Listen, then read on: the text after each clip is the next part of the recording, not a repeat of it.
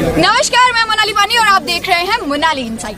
वर्तमान में हमारे पूरे भारत में एक जो मुद्दा है वो घनघोर बादल की तरह छाया हुआ है। जी हाँ, और ये जो मुद्दा है वो बीजेपी गवर्नमेंट में और भी घना हो गया है। यूके की एक चौथम हाउस की रिपोर्ट आई है जिसमें ये कहा गया है कि 4 ऐसे देश हैं जहां के नागरिकों को अपने अधिकारों के प्रति बोलने की क्षमता नहीं है।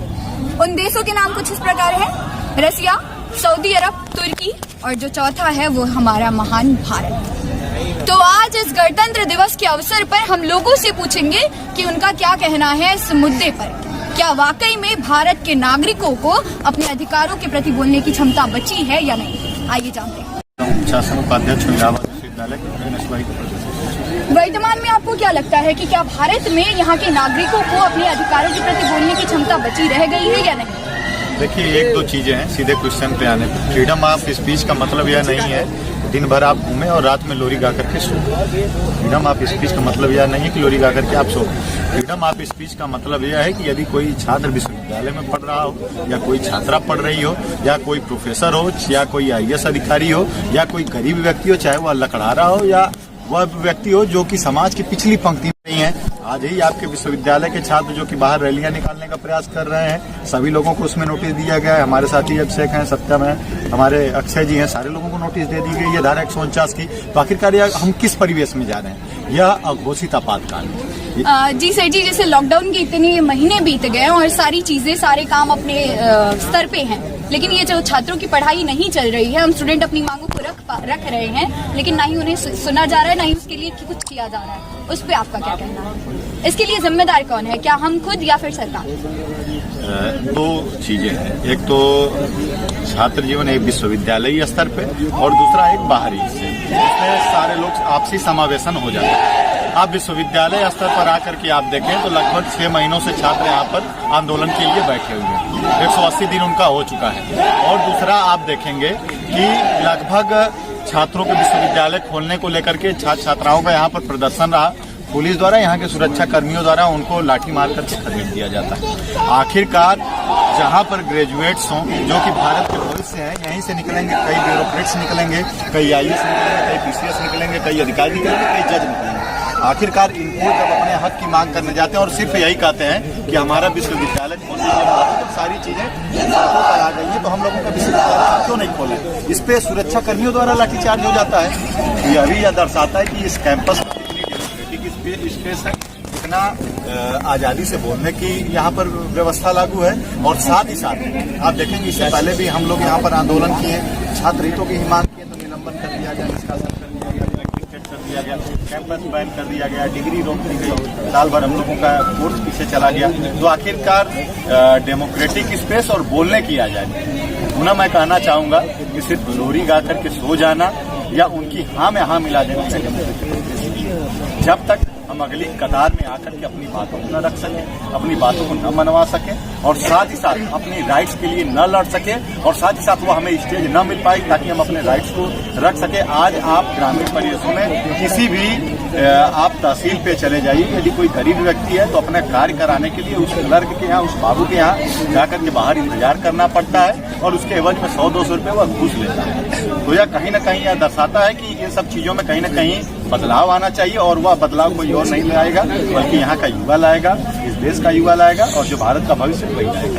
इनकलाब जिंदाबाद, इनकलाब जिंदाबाद, भारत माता की। जी धन्यवाद। तो आप लोगों ने देखा आजादी के इतने साल बाद भी आखिर हम कहाँ तक आजाद हैं, वो आप किसी भी सेक्टर में ले लीजिए तो सवालों का सिलसिला आगे भी जारी रखते हैं। उनकी बातें दबाई जा रही है, सीधा सीधा सरकार ने दबा दे रही है। अगर कोई मतलब आंदोलन करना चाहे उन पर लाठियाँ, आंसू जैसी गोली छोड़, यानी व्यक्ति देख रहा है कि मतलब कि लंगड़ा होता चला जा रहा है, मतलब उसके अधिकार काटते जा रहे हैं, हाथ दूसरे काटते जा रहे हैं, मतलब व्यक्ति चल ही नहीं पा रहा है। मतलब अब सरकार मतलब कि इतनी निकम्मी हो गई है, मतलब सरकार को निकम्मी न कहना, लेकिन आज मतलब कि विचारधारा की निकम्मी हो गई है, कुछ कहा नहीं जा सकता। जी धन्यवाद। नागरिक है उनमें अपने अधिकारों के प्रति लड़ने की क्षमता नहीं है, और अगर है जो लड़ भी रहे हैं, क्या उनके अधिकारों को उनके अधिकारों का सरकार के द्वारा दमन कर दिया जा रहा है? पहली बात, इस सवाल के 2 पहलू हो सकते हैं। पहला पहलू ये है कि अधिकारों की जहाँ तक मांग की बात आती है तो भारत के नागरिक जो हैं बहुत संवेदनशील भी हैं और संवेदनहीन भी हैं। पहली बात तो ये है कि कुछ जो है सरकार के भक्त बने हुए हैं, उन्हें ये नहीं दिखाई देता कि बिहार में चुनाव हो रहा है, पश्चिम बंगाल में चुनाव हो रहा है और बड़ी बड़ी रैलियां की जा रही हैं और उसको लेकर के कोरोना का कोई बहाना नहीं बनाया जाता है और बिल्कुल नियमित रूप से एकदम बिल्कुल व्यवहारिक रूप से सब कुछ हो रहा है। प्रधानमंत्री जी भी कर रहे हैं, मुख्यमंत्री जी भी कर रहे हैं और विभिन्न राज्यों में ये चीज़ हो रही है। लेकिन अगर देखा जाए, जब नागरिकों की बात की जाती है तो भारत में बहुत सारे ऐसे नागरिक हैं जो बिल्कुल संवेदनशील हैं, जो यूनिवर्सिटी में पढ़ते हैं, जो बहुत सारे कॉलेजेस में पढ़ते हैं और बहुत सारे जो स्टूडेंट हैं और जो पढ़े लिखे लोग हैं वो अपनी मांगें करते हैं। बात यहाँ ये आती है कि भारत की वर्तमान जो सरकार है वो फासिज्म की तरफ बढ़ रही है। जैसे जर्मनी में जो चीज़ हिटलर किया करता था, यहूदियों को लड़ा करके, वही चीज़ अब इंडिया में होने लगा है। फांसीवाद की तरफ सरकार बढ़ रही है। सबसे पहली बात ये हुई कि हमारे जो संविधान निर्माता थे उन्होंने हमें कुछ फंडामेंटल राइट्स प्रदान किए ताकि राज्य जो है हमारा दमन ना कर सके। पहली बात तो ये है कि भारत के 90% से ज़्यादा जो लोग हैं उनको अपने अधिकारों की बात तक नहीं पता है, वो अपने अधिकारों की मांग तक नहीं कर पाते हैं। उन्हें ये बोलना चाहिए कि ना कि बिहार में चुनाव हो रहा है, पश्चिम बंगाल में हो रहा है, बड़ी बड़ी रैलियाँ हो रही और बहुत सारी एक्टिविटी हो रही है, बहुत सारी चीज़ें हो रही हैं, तो कॉलेज और इंस्टीट्यूट क्यों नहीं खुले हैं? आखिर शिक्षा को सरकार क्यों दमन करना चाहती है? पहली बात तो ये है कि अगर शिक्षा का दमन कर देगी सरकार तो सवाल खत्म हो जाएंगे, रोजगार नहीं देना पड़ेगा। तो बिहार और बंगाल में चुनाव करेंगे ये लोग, लेकिन शिक्षा को यहाँ खत्म कर देंगे, पहला मुद्दा। दूसरी बात यह है कि किसान आंदोलन हो रहे हैं, बड़े बड़े जो किसान हैं, जो ऐसे किसान हैं जिनके बहुत सारी ज़मीनें हैं, जो खेती करते हैं, पंजाब और हरियाणा के किसान हैं, जो भारत के पूरे गोदाम में जितने भी अनाज के गोदाम हैं जिसमें बड़ा हिस्सा योगदान करते हैं, बहुत सारा हिस्सा उत्पादन करते हैं पंजाब और हरियाणा के लोग, ऐसे किसानों का दमन किया जा रहा है। एक्चुअली वही लोग किसान हैं। उत्तर प्रदेश के किसान तो मजदूर बने हुए हैं। यहाँ मैं ये नहीं कहूँगा कि उत्तर प्रदेश के किसान उस प्रकार से योगदान नहीं दे। उत्तर प्रदेश जैसे बिहार हैं और उड़ीसा है, तमाम जितने क्षेत्र हैं, यहाँ के जो किसान हैं वो भी संघर्ष कर रहे हैं, लेकिन बहुत कम कर रहे हैं। और वहाँ के किसान क्यों कर रहे हैं? क्योंकि वहाँ के किसान जो है पढ़े लिखे हैं, उनका नुकसान हो रहा है तो एक्चुअल में, और वो चीज़ कर रहे हैं तो हमारी जो सरकार है उनके ऊपर वाटर कैनन कभी चलवा रही है, कभी पुलिस के द्वारा लाठीचार्ज करवा रही है, दमन कर रही है। तो सरकार पूरी तरह से फासिज्म की तरफ बढ़ रही है और हम का बिल्कुल विरोध करते हैं। और पहली बात, हम स्टूडेंट हैं, इलाहाबाद विश्वविद्यालय के छात्र हैं, तो सबसे पहले हमारी प्राथमिक मांग है, अगर बड़ी बड़ी रैलियां हो सकती हैं, चुनाव में और चीज़ें हो सकती हैं, तो इलाहाबाद विश्वविद्यालय खुलना चाहिए और हमें शिक्षा मिलनी चाहिए।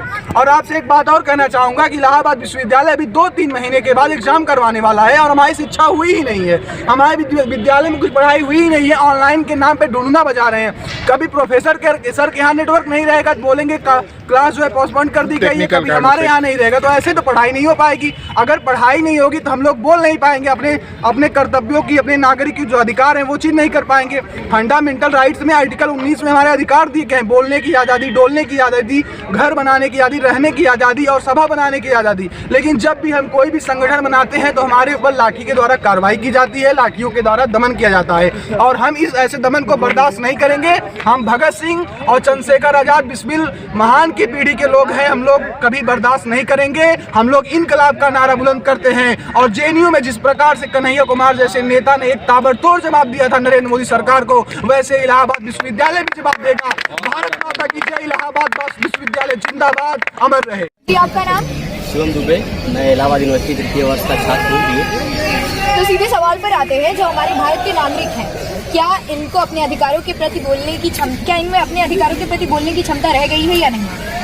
जैसा कि हम लोग देख रहे हैं वर्तमान परिप्रेक्ष्य में जो हमारा राइट विंग्स का इस समय जो गवर्नमेंट बनी हुई है, तो ये लगभग फासिज्म की तरफ बढ़ चुकी है। क्योंकि जो हमारे लगातार जो भी फार्म्स एक्ट आए या जो भी यूएपीए का अमेंडमेंट करके इन्होंने लाया, तो ये बहुसंख्यवाद है जिसमें हम ज़्यादा अपने अधिकारों के प्रति सचेत होकर भी कुछ कर नहीं पाते हैं। क्योंकि जब संख्या बहुत ज़्यादा एक्सट्रीम लेवल में सरकार आ जाती है तो ऐसी चीज़ें देखने को मिलती हैं। जैसे कि पॉलिटिक्स में एक वर्ड यूज़ किया जाता है फासिज्म, जो इस समय चल रहा है, या अधिकारों को इस समय नगण्यता हमारे नागरिकों के अधिकार को, चाहे वो नागरिक में हमारे किसान हो, छात्र हो, हर कोई। लॉकडाउन चला भी गया, आया था, चला भी गया, यूनिवर्सिटी इतने दिन से पड़ी है बंद और छात्र लड़ भी रहे इसके लिए कि कोई जाए आज भी बंद है। तो इस पर आप क्या कहना चाहेंगे? क्या छात्रों के भी आज़ादी का या अधिकारों का एक तरह से हनन किया जा रहा है? जैसा कि आप जानती होंगी कि लॉकडाउन जब लगाया गया शुरुआती दौर में, तो हमारे पास कुछ और क्योर नहीं था। बाद में हमारे पास जो क्योर भी आए वो भी चीज़ें काफ़ी धीमे प्रोसेस में चल रही हैं। ढिलाई जो दी गई लॉकडाउन में, तो सरकार अब ढिलाई दे चुकी है, लेकिन सरकार को अब हर चीज़ का ठीकरा कोरोना पे फोड़ना है। उनको कुछ भी हो गया, इकॉनमी हमारी माइनस में गई, कोरोना विश्वविद्यालय खोलना है, पैसे नहीं है तो कोरोना की वजह से बंद किए हुए हैं। उन्हें लगता है कि राजस्व का घाटा वो विश्वविद्यालय बंद करके पूरा कर लेंगे, जबकि आप जानती होंगी कि राजस्व जनरेट होगा जब जनता बाहर आ गई है। तो फिर इसी तरह से चल रहा है। जी देखा आपने, कोरोना के नाम पर रोना पे चल रही है। एजुकेशनल सेक्टर में भी यही हो रहा है, फार्मिंग में देखें तो वहाँ भी यही चल रहा है। आइए आगे देखते हैं। जी आपका नाम? अंकित गुप्ता, मैं यहाँ इलाहाबाद तृतीय वर्ष का छात्र हूँ। हमारे जो भारत के देश, जो हमारा भारत देश है, यहाँ के जो नागरिक हैं, क्या उनको अपने अधिकारों के प्रति लड़ने की क्षमता उनमें बची रह गई है या नहीं? सबसे पहले मैं बोलना चाहूँगा, 2 लाइन है कि जिस दिन सड़कें सूनी हो जाएंगी तो संसद आवारा होगा। वर्तमान परिप्रेक्ष्य में मैं यह नहीं कहूँगा कि सड़कें सूनी हो रही हैं, लेकिन भारत सरकार की जो वर्तमान की दमनकारी नीति है, उनसे सड़कों को सूनी करने का प्रयास किया जा रहा है। और मैं इस पर दावे के साथ बोल सकता हूँ, क्योंकि मैं आज, यदि हम आज के परिप्रेक्ष्य में देखें तो दिल्ली के बॉर्डर पे किसान अपना आंदोलन कर रहे हैं, लेकिन मजाल हो एक भी केंद्रीय नेता उनसे मिलने चला गया हो। उन पे ठंड में पानी की बौछारें छोड़ी जा रही हैं, आंसू गैस के गोले दागे जा रहे हैं, लेकिन उनसे मिलने कोई नहीं गया। हाँ, वार्ताएं चल रही हैं पर उसका कोई अर्थ निकल नहीं रहा है। तो आपको ये लगता है जो हमारे अधिकारों का हनन हुआ या फिर जो हमें आजादी, जिसके हम हकदार हैं, वो हमें नहीं मिल पा रही है, तो इसका पूर्ण रूप से जिम्मेदार सिर्फ और सिर्फ सरकार है? नहीं, मैं ये नहीं कहूँगा। आपको आज़ादी है, बिल्कुल आज़ादी है, लेकिन वर्तमान परिप्रेक्ष्य में क्या आज़ादी है? सच कहूँ तो चाटुकारिता की आज़ादी है। यदि हम सरकार के पक्ष में बोले तो हमें बोलने दिया जाएगा, नहीं तो हमें दबा दिया जाएगा। यदि मैं अपनी बात करूँ विश्वविद्यालय की, हमारे विश्वविद्यालय बंद है, लेकिन विश्वविद्यालय हमारा बंद है, लेकिन हम सारे कार्य विश्वविद्यालय में ऑफलाइन तरीके से हो रहे हैं। पूरी भीड़ जम रही है। यदि आप छात्रवृत्ति पोर्टल पे जाके देखें, इलाहाबाद यूनिवर्सिटी में छात्रवृत्ति जमा करने के लिए लड़के इतनी भीड़ लगाए हुए थे, लड़कियों को मौका नहीं मिल रहा था वहाँ पे जाने के लिए। और एक भी गार्ड, मैं खुद गया गार्ड से बोलने, तो उन्होंने बोला कि हमारे पास एक्स्ट्रा गार्ड नहीं है, आप जाइए और जो सबसे हेड है, गार्ड में जो सबसे हेड होते हैं, उनसे मिलिए और उनसे अपनी बातों को रखिए। मैं अकेला था, मैं नहीं गया, छोड़िए, मेरा तो हो गया था। लेकिन वहाँ पे उस समय जो लोग खड़े थे, यदि उनमें से कोई चोटिल हो जाता, कोई गिर जाता, तो उस पर क्या इलाहाबाद प्रशासन, इलाहाबाद यूनिवर्सिटी प्रशासन बोलती? धन्यवाद। तो इस तरह से आपने देखा, ना छात्र अपने अधिकारों को रख पा रहे हैं, ना किसान अपने हक के लिए बोल पा रहा है।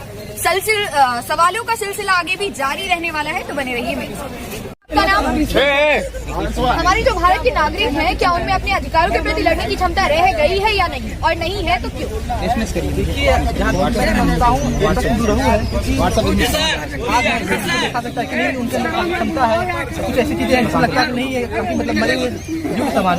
अगर क्षमता है तो काफी सबसे सीधा सवाल है, क्योंकि अगर क्षमता नहीं होती तो हमारे जो किसान भाई हैं ठंड में 9 से 10 डिग्री सेल्सियस तापमान के दिल्ली बॉर्डर पे कम से कम 2 महीनों 3 महीने से बैठे अड़चन कर रहे हैं। मुझे लगता है कि नहीं, हम लड़ सकते हैं। हमारे अंदर की जो है जिंदा है, हमारा जमीन जिंदा है,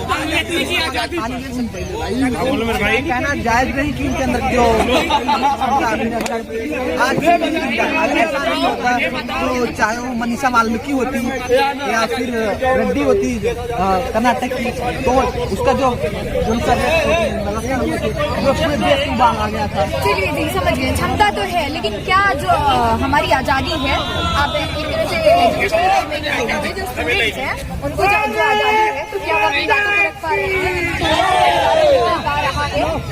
जैसे अभी विश्वविद्यालय के खुलने की बात की। देखिए, बात आजादी की, तो आजादी का एक मायने जहाँ तक मैं समझता हूँ आजादी, देखिए आजादी किसी भी चीज के आपको के मतलब की रहने की, बोलने की, अपनी अभिव्यक्ति करने की आजादी है। अब देखिए, ऐसी तो प्रदेश में 6 विश्वविद्यालय के विश्वविद्यालय है, उसमें से एक आपका BHU है और ANU है, अलीगढ़ मुस्लिम यूनिवर्सिटी, इलाहाबाद यूनिवर्सिटी है।